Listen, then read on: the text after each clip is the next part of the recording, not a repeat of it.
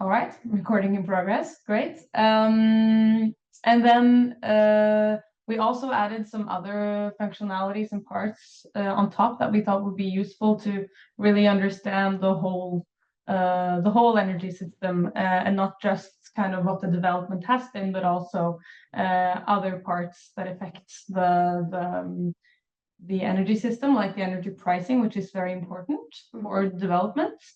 And then we've also added a solar simulator where you can see what the potential is in different areas. So we'll go through each part. Here on the landing page, you can access the 3 different parts of the tool through these links. And then there's also some tabs on top here where you can go into each of the parts of the tool. So the first one, which is the data part. Here you can see on top there are tabs for the different countries. So you can access the data points for the 4 different countries. And here you can see that we've chosen to show, based on your feedback and your wishes, to show 4 different data sets. The first one is electricity access, and for each of these sets you can click on this expand button if you want to see it more in full screen. So then you can see the electricity access, urban, rural, and total in each country with this graph. Then you can also see on the right side here clean cooking access, and how that has increased in each country. And the same thing here for urban, rural, and total. And then for electricity generation, we also we show it for different energy types, fuels. So here we have biofuels, coal, hydro, natural gas, oil, and solar. And the different sources are shown for each country. And then you can also see specifically renewable sources and how that has developed for the past years, and also how much is on grid and how much is off grid. So so those are the 4. No, those are the 3 first, and then the fourth graph is the renewable share in the electricity generation. So which unfortunately is decreasing in Tanzania. And then, yeah, you can see it for all the 4 countries and kind of zoom in on the one you're interested in to see the details. So it varies a little bit how far back the data goes, but generally it's 2000 or 1990 that you can see the first year. In Madagascar, like I'm guessing, where there's some missing data points. Yeah. So that's an issue that we've kind of seen throughout working with this project, that there are some missing data points, and the data can be difficult to find. And I'm, as we've understood in the opening meetings with you, also that's an issue that you're kind of struggling with also in your work. So we really also see that through this project that it's a problem. And then you can also see here on the last tab, which is the data sources. The 3 data sources on the bottom here are the sources used for. Oops, I clicked on that one. The source, yeah. That's the sources used for the data collection. And then we also have the sources on top here, which are the sources that have been used for specifically the solar simulator. So so then you can also kind of click in and see if you want more details or more information about where the data comes from. You can find it here. So that's for the data part. So here you kind of have the baseline, and what we really wanted to achieve here is to kind of put all of these things in the same place. So all the different data sets and then also together with the pricing in the solar simulator that we will show you, to have it all in the same place. So for the energy pricing, we've looked at how the pricing works, and how the price is kind of what the price is composed of or consists of in each country. And it varies quite a lot, varies between the countries, and it also in some cases varies within each country. So for example, in Uganda, we've chosen to use the largest company's tariff structure because that is what most people have. And then the deviation isn't that big between the different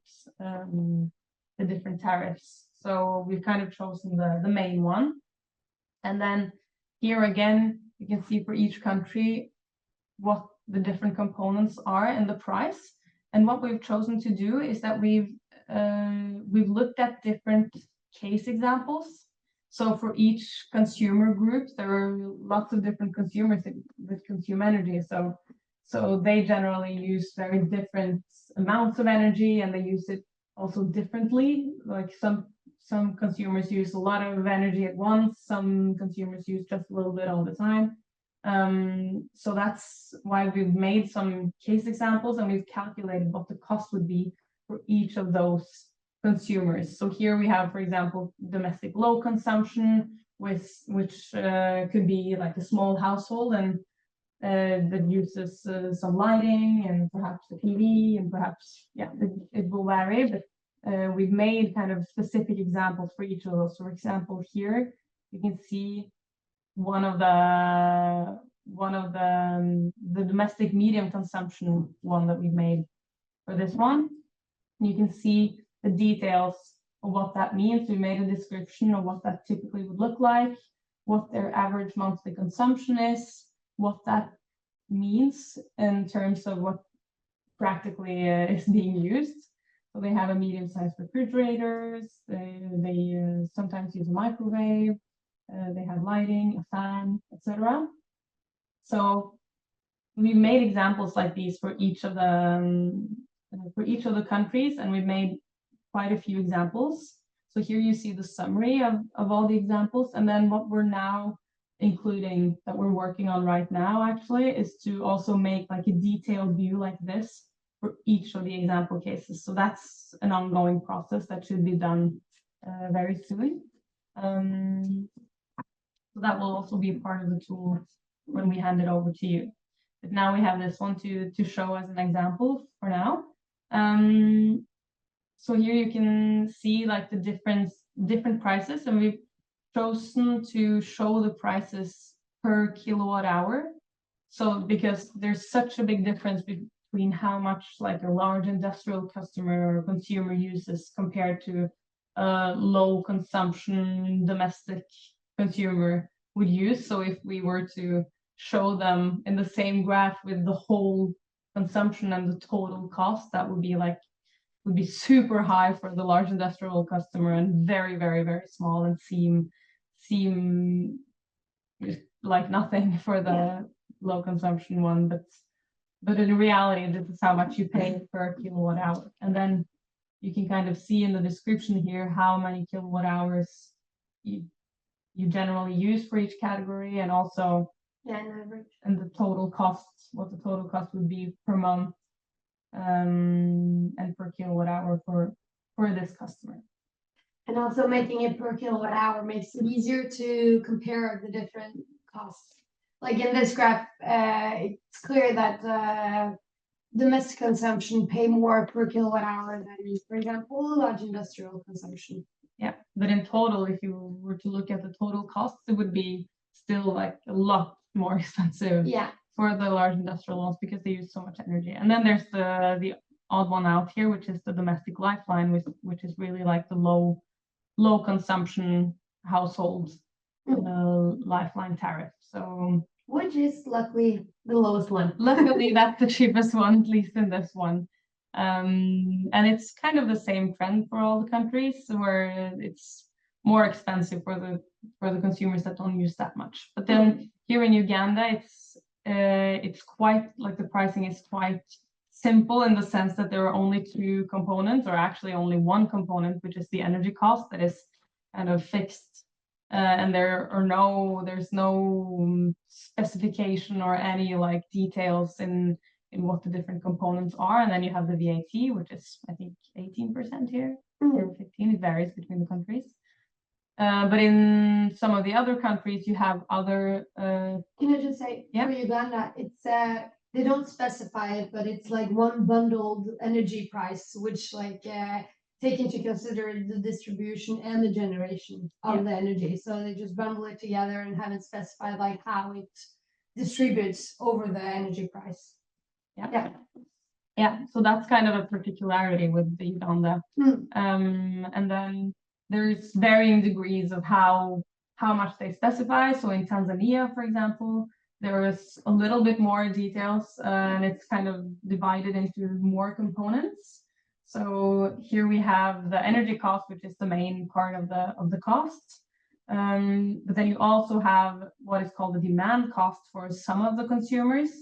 That means, and we specified that also on this side, it's a charge that is based on the peak power demand, so kind of how much energy you use at the same time, at the your worst consumption hour, basically, like how much you use the hour where you use the most energy, because they want people to consume kind of evenly and not too much in 1 hour. So for large customers, they've applied this demand cost where you have to pay more.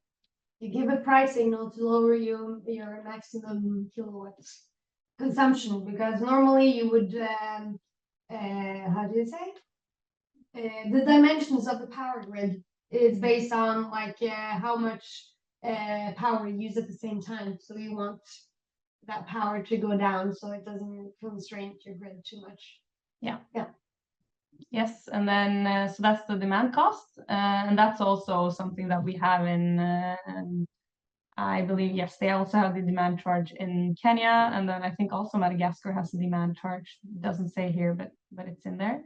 And then another charge that is also often a part of the cost is the service charge, which is just like a monthly fixed fee generally that is applied to, so that you contribute to for grid connection, for maintenance, and often these extra charges are just applied to like the larger customers. So in Tanzania, it's the bigger commercial or industrial consumers that have this one. And the service charge usually doesn't vary with the consumption. It's a fixed rate. Every month. And then you have like on the other end of the spectrum from Uganda, where everything is bundled in like one, and then you have Tanzania, where it's a little bit divided into different components, and then on the far end of the spectrum you have Kenya, where it's very divided, and there are a lot of components that vary every month. So here you have, and I haven't even counted them, but there are a lot of different components. And some of them are quite small, so they hardly show on the graph. But here you have like the fuel cost charge, which is like an adjustment according to how much the fuel costs that month. So every month there is like a variable rate that is multiplied with your energy costs, because a lot of the energy consumption or production in the country is fossil. And the fossil fuels, the cost of them vary quite a lot. And you have the exchange rate fluctuation adjustment. So you have a lot of extra charges. So here you kind of have the other end of the spectrum, where there are a lot of cost differences. So here we've just chosen 1 month, because all of these vary month by month. So we've chosen April of this year because it was kind of a regular month. It didn't stand out. Which makes, again, the price a little bit, it can be surprising every month what you get, because it's not something you have control over. So that's how the pricing part works. So we'll soon have all the example cases like detailed ready as well for all the countries, so you can see them in this way and really like look at, for a typical consumer, what would that look like. So depending on kind of what you would like to achieve with your advocacy, you can hopefully use these example cases to see what, better understand yeah, basis. the basis, yeah, because the pricing obviously affects whether people want to use electricity or not, to or that's basically the only thing people kind of have a relationship to generally. So it's very important. It's an important tool for kind of development within energy. So, and we will also add here a tab that says, that kind of summarizes all the pricing, like the tables with the whole everything. So you have it, but I think the example cases really are what shows what is like a typical price. So that's for the pricing part. And then the last part of the tool is solar simulator. So here we have made in a map form. So it takes a little bit of time to load the map. But here we have here you have the opportunity to see what the potential is for solar panel electricity generation in different areas, and you can kind of see the general potential and also more detailed and specific, like on routes or in different parks or in wherever. Seems like map has a little bit of an issue loading, so I'll try to reload it here. See if that works.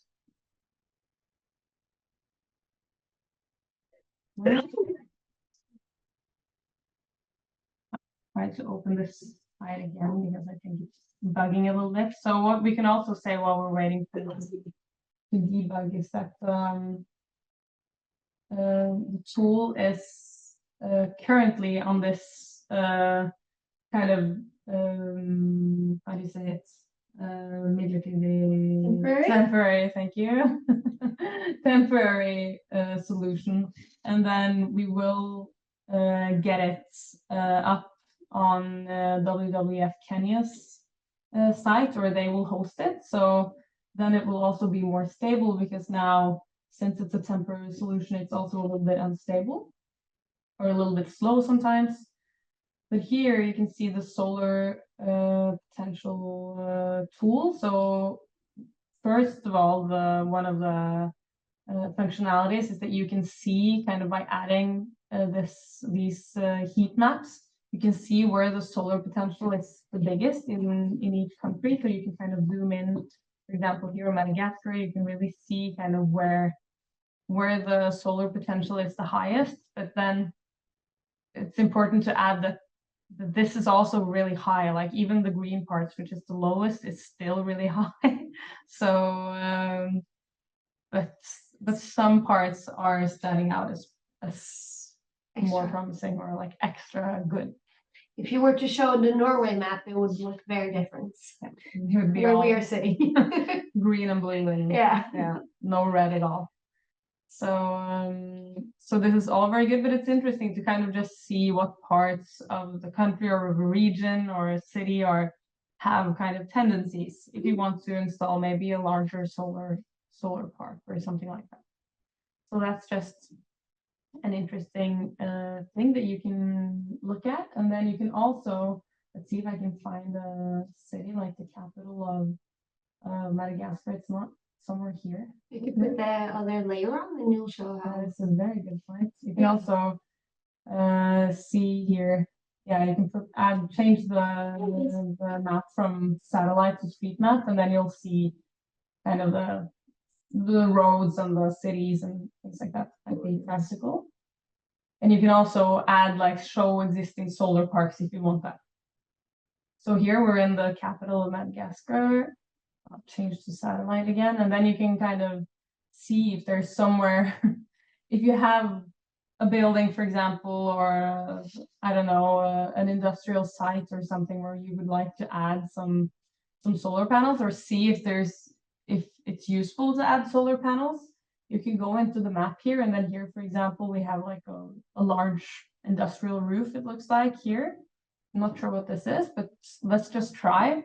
What you can do is you can click on the left side here and you can mark out the roof. So here I'm just drawing on top of the roof to see what the potential would be on this specific roof. And then once you're done, it calculates, takes a little time, and then it calculates the estimated solar production for each month and also yearly. It says how many panels you would need to cover the roof, removing a little bit of the area because you always need to have some space around the edges and for some technical equipment. So it calculates the production potential for you. And then if you want to go more into details, you can go on the left side here and kind of change the angle or orientation of the different panels, things like that. So if you're into more of the details, but it's also set to like a default, logical default. So you can also just calculate it here automatically. Yeah, and then the show tour is just to kind of show the different functionalities. So if you don't remember how to do it, that's kind of like a how-to guide. So that's could be practical for like the first-time users. You could maybe change the name of the show tour so it's obvious that that's what it is because it's not clear. Yeah, so that's, and you can do that on different areas, either on larger, like I don't know if there's a large previous industrial park that's not been used for anything, perhaps you would want to do solar panels on the ground, or you can do it on roofs in the city, and you can kind of test different things. And then again, you can look at this number and compare it to the energy pricing in the country that you're in, and perhaps see how much would you save, or is it really like what does this consumption mean? This is over a year, but each month you have this much, and then we have some in the example cases for the pricing, we have specified what the typical energy consumption is for the different cases, so perhaps you can compare them. So this really is a tool to just see what the potential is and hopefully find some good sites or see what the potential is at the sites that you have. And also it says, like you say, the area used.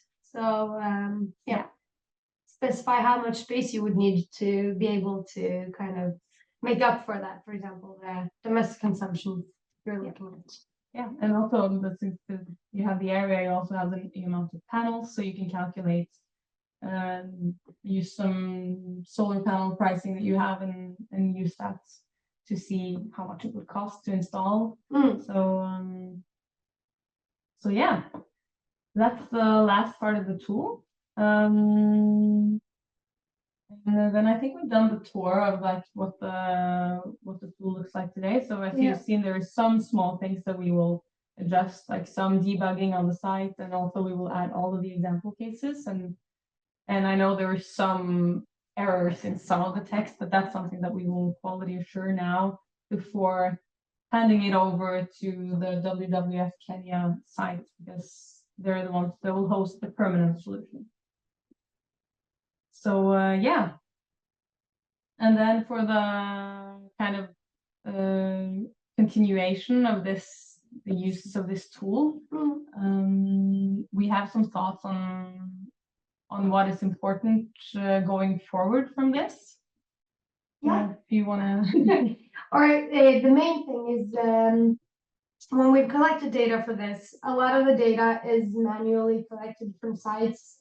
For example, the energy pricing is changed quite frequently. Sometimes it's like every quarter, sometimes it's more often or more seldom, but still it's published usually in PDFs or stuff like that. So it hasn't been easy to make like an automated update of the sites.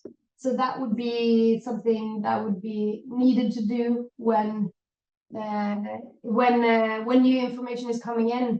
But Alexander, who is like the architect behind the site, he's not here, but he has a platform where you send this out as an open source, and then people around the world who think this is fun to do, they do like these kind of volunteer projects to update and everything. And so I guess like for for the people who are going to maintain this, we'll get like more information about that and how that works. But we need Alexander to explain exactly how that would work. So that's one part, to remember that some of this, like especially for the energy pricing and the goals and stuff, needs to be updated.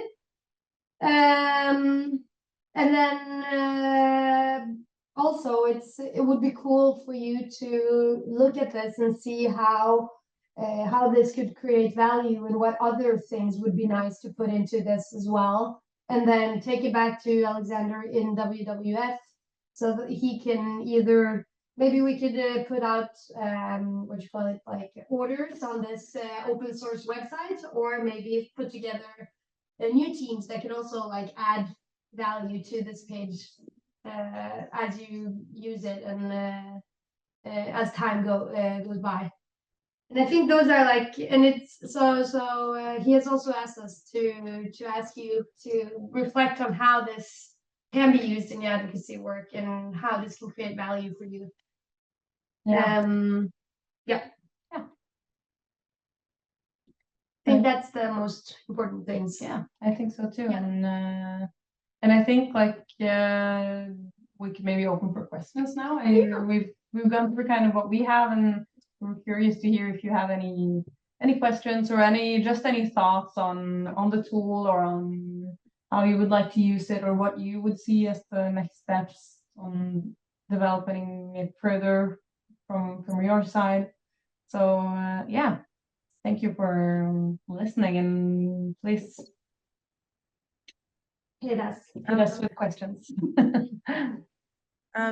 Thank you so much for that presentation. I think it was, should I say, it's exciting to see something come to life and be able to see how all these ideas were put together to come up with this tool. And it's very impressive. In terms of questions, well, selfishly, seeing as I'm moderating, I had 2 questions as you were going through. And I think one of them you touched on, which is the expanding of the scope of the tool, because for now it only focuses on the 4 countries.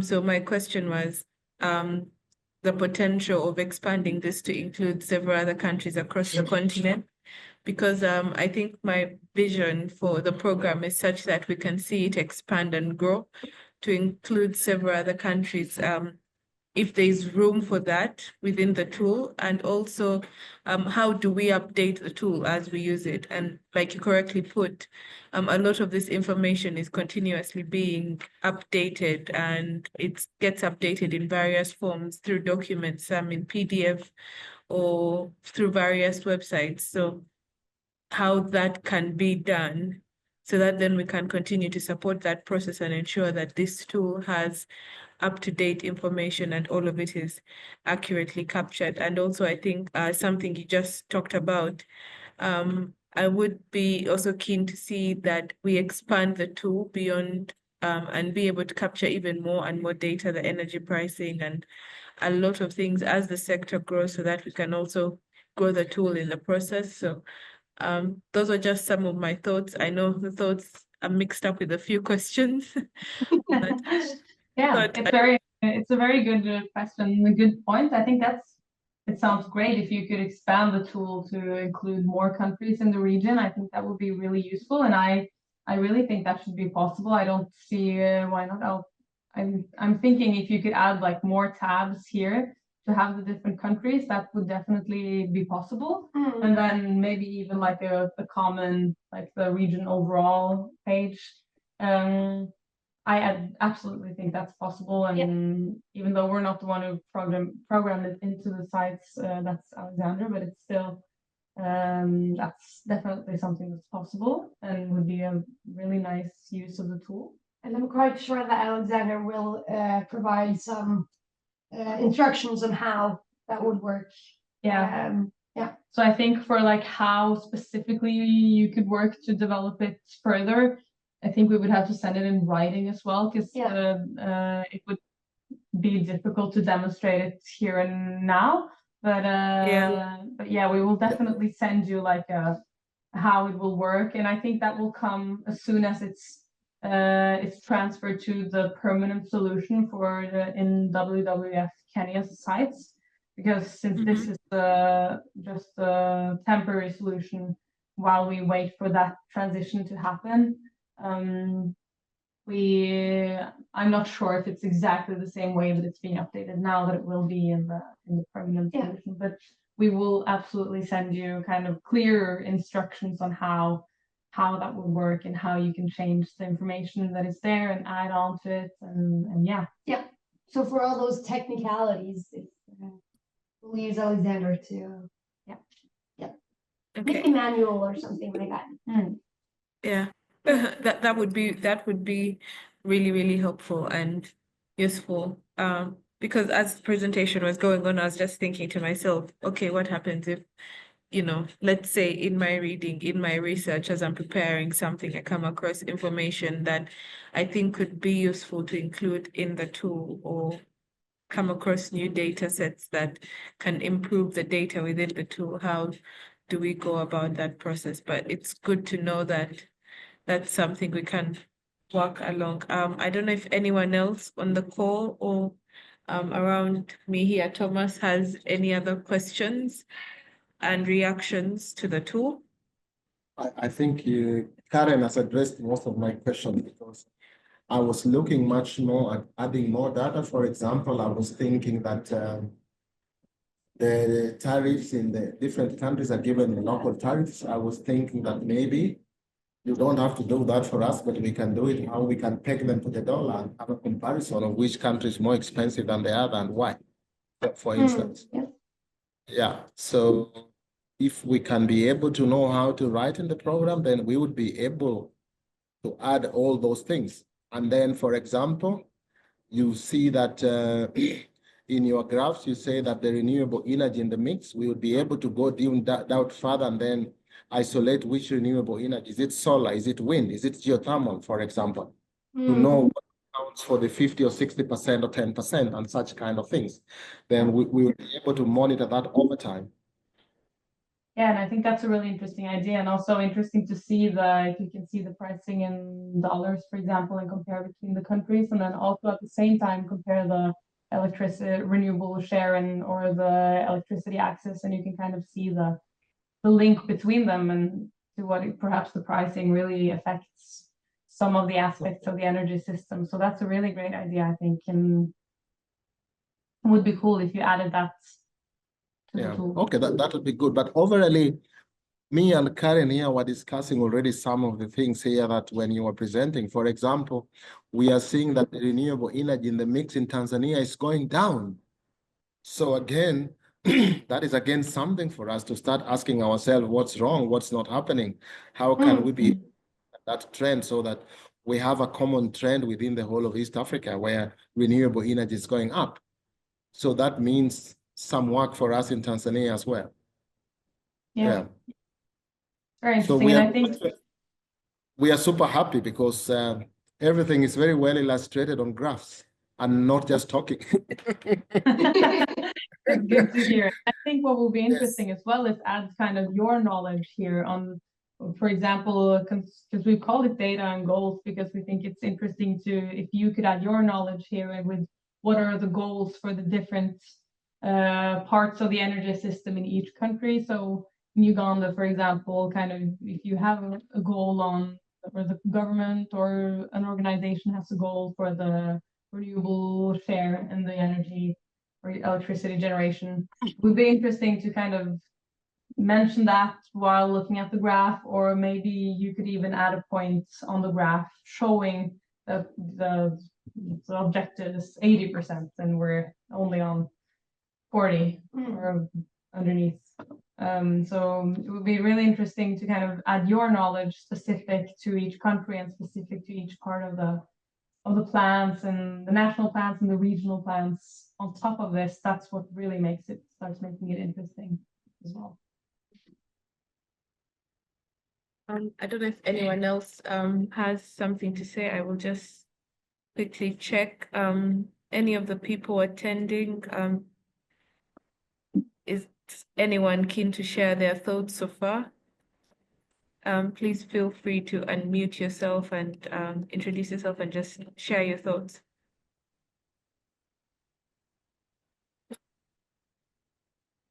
Hi, hi again, Karen and Thomas and everyone. Thank you for the presentation. I'm really impressed with the level of details and the execution of what you've done. It's been a lot of documents to sift through, I know, and very good point on the how to update it. I would suggest that after it's been launched on the WWF Kenya website, do we have a timeline for that, by the way? Or an estimate for when it will be ready? Are you asking us? Anyone? Does anyone We know? actually we don't have a timeline. I discussed it with WWF Kenya a few days ago, and we actually never knew that we needed to upgrade the system, and then it also comes with a cost. So we discussed this with Alexander, and now we are looking at how we can allocate a budget to upgrade the site and also to put up a cost on it, and also considering if we can have it in the regional ROA, Regional Office for Africa website. So I think that will be a very good discussion next year. Right. Yeah. Because once it has been transferred, I mean, it would make very much sense to have a more in-depth sort of training on how to update it so you're able to do things yourself. But it kind of yeah, first it needs to be hosted where it's supposed to be hosted long term. Yes. Yeah. And I think it would be natural to kind of have perhaps two different types of users of this tool. You have the ones that just look at it and can use the information that's already in there, and then there might be some super users or some kind of more in-depth users that are also able to, like you, for example, Karen and Thomas, you can update the tool and add information, perhaps one person per country, or that's something that we'll figure out, but yeah.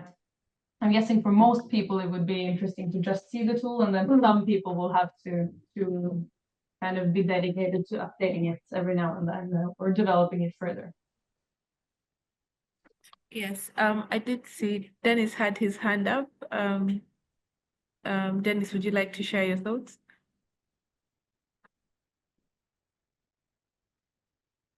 Hello. Yeah, good afternoon. Good afternoon. Yeah, I'm Dennis Ariho from the East African Center of Excellence for Renewable Energy and Energy Efficiency, YAKRI. And we are collaborating with WWF in the development of the ESC Renewable Energy Policy, looking also on the transboundary is a movement for renewable energy products across the East African Community region. My question is on this graph I'm seeing, especially on clean cooking access. Why is the graph showing that there is a huge reduction? The access is reducing or the access is increasing? It's a very good question. We were actually wondering the same thing when we saw the graph. This is just the data that we've collected, and we haven't really looked into the details on why. So, but we've noticed the same thing, and it's a very good question. I don't know, Kari, if you have any more information than what we just see here. Not about the reasons, but I think it's important to note that it's percentage. So it's from the whole population as a percentage. So if there's a bigger population and the same amount of people that have access to clean cooking, then the numbers will go down. So maybe that's why. That is over. Dennis, maybe my just thinking is that when you look at the graph clearly, you see that the blue line is for urban and the green line is for rural. So rural is basically more, how do you call it, flat. But then you look at urban, where now probably the supply of people being unable to connect on clean cooking, like electricity particularly, is coming down. But this goes a lot in line with the rural-urban migration, where everybody's migrating to urban areas without planned resources for cooking, particularly. Yeah. Remember the urban population is increasing. Everywhere in Africa, everybody wants to come to urban area, but nobody talks about how can you cook using electricity? How can you cook about using clean cooking? everybody still uses charcoal, firewood, and all those things. No, it So- depends on, Yeah. sorry. It depends on how we define clean cooking. Exactly. A lot Yes. of interventions have been on charcoal stoves, energy efficient charcoal stoves, and firewood stoves. And that is regarded as clean cooking. So if we consider that as clean cooking, even in urban areas and rural areas, we expect an increase in access. But if we talk of shift other fuels, maybe to gas and electricity, then I think the graph may be realistic. Maybe it depends on the data also that they collected.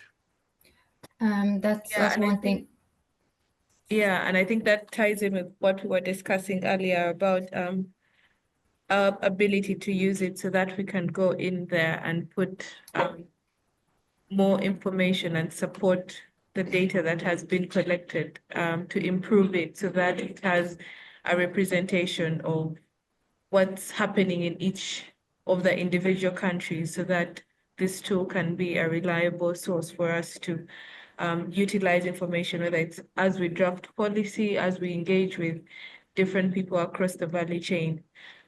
So it's also a big job for us as well, not just to have the tool and say the tool exists, but to also keep challenging ourselves on how can we improve the tool, how can we support the data and improve the data sources and all the information in there. That's also how I see it. Christine, as the creators of the tool, I don't know if I'm seeing that, if my reaction is correct. Please do feel free to chip in on that. Yeah, no, I agree with, I think it's a very good point. Yeah, I agree with your reflections. Kari, did you have something to add as well?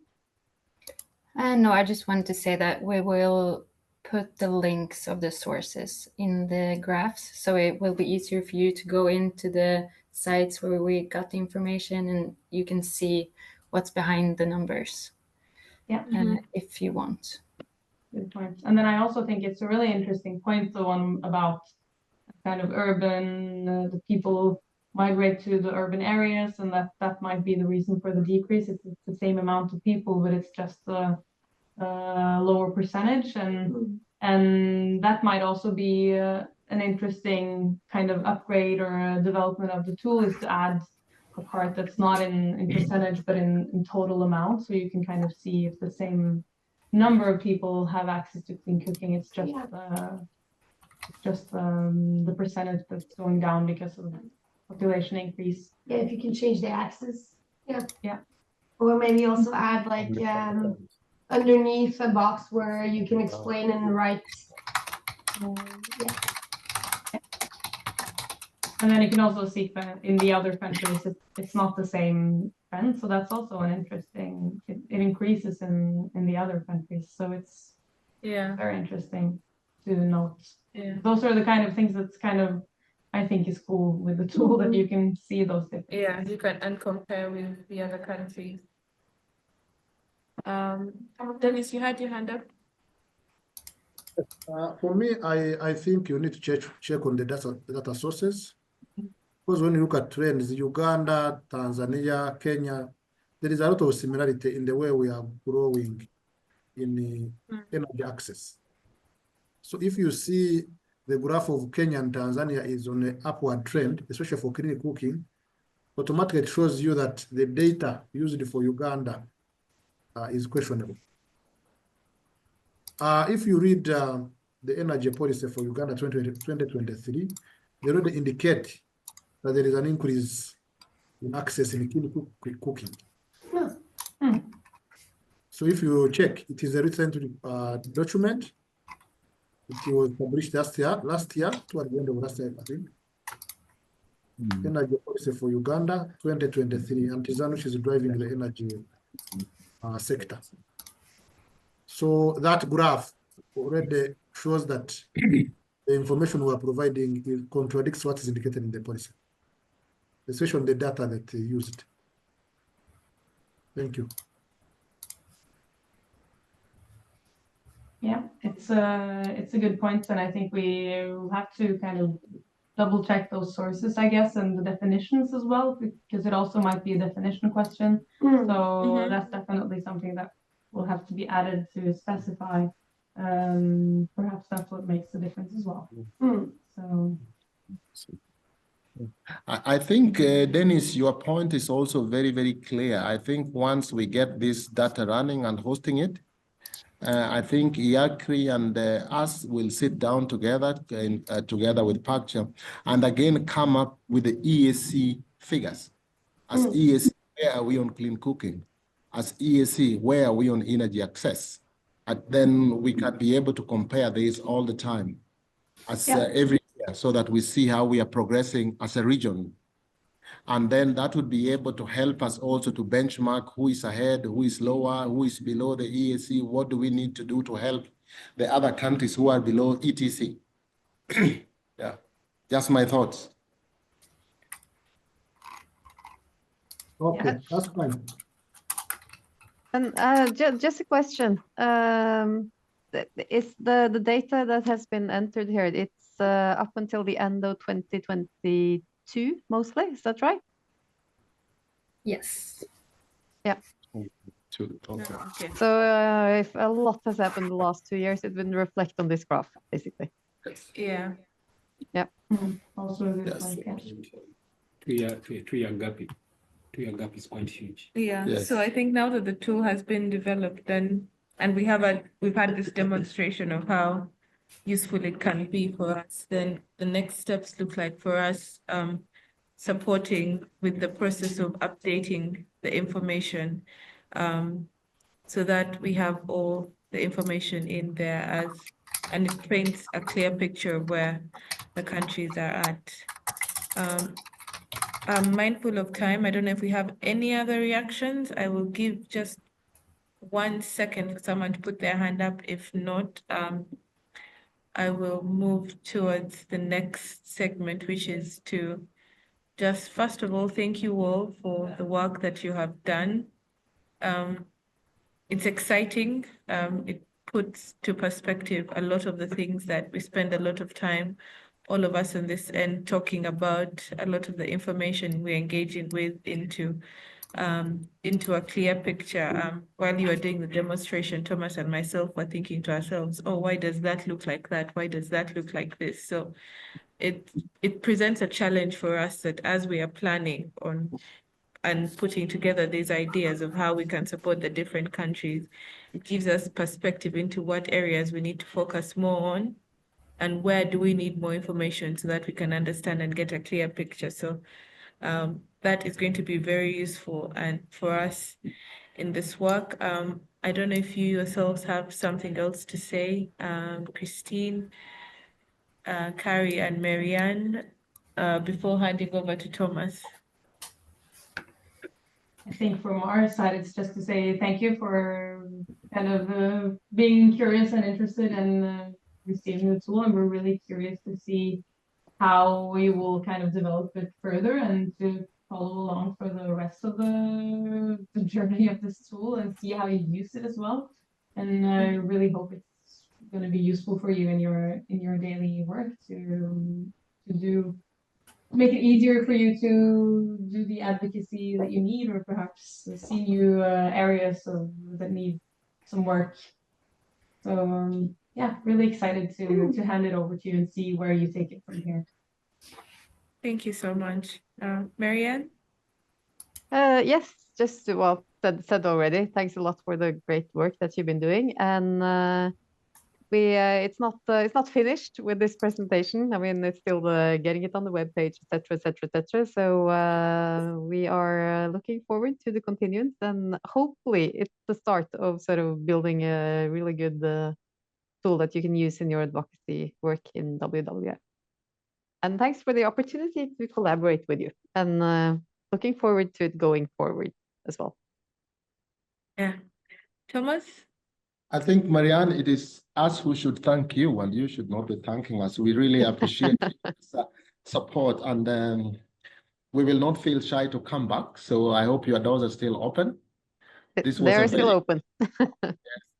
This was a very, very good opportunity to know Christine, Carrie, and the other one. We don't see your name on the screen. Yeah. Yeah, so we are super excited. This is a new beginning for us. Now we have some data, and you already see we are super excited at asking ourselves so many questions. And this will, of course, lead to what are we going to do next with the data that we have. So that means more work for us to improve things and keep improving the energy situation in our communities and in our countries. So we really appreciate and we really thank you very much. We will, of course, come back to you at a time when we have organized our web hosting ability. Yeah. And then we will, of course, again knock at your door because we are always thinking overtime with new ideas. So we will always come to the Norwegian Engineers Without Borders for help again. Happy to hear. Otherwise, thank you very much. And next time you have to remember, this is not the end. Anytime you are in Africa, remember to quick an email so we can fika. Good fika in Africa. Yeah. Fika in Africa. Yeah. So you bring some naked bread with you and all the nice ost. Yeah. We'll bring some. Yes. Otherwise, nice to meet all of you. Yeah. Likewise. Likewise. Yep. All right. Okay. Bye-bye. Thank you so much, Thank you. everyone.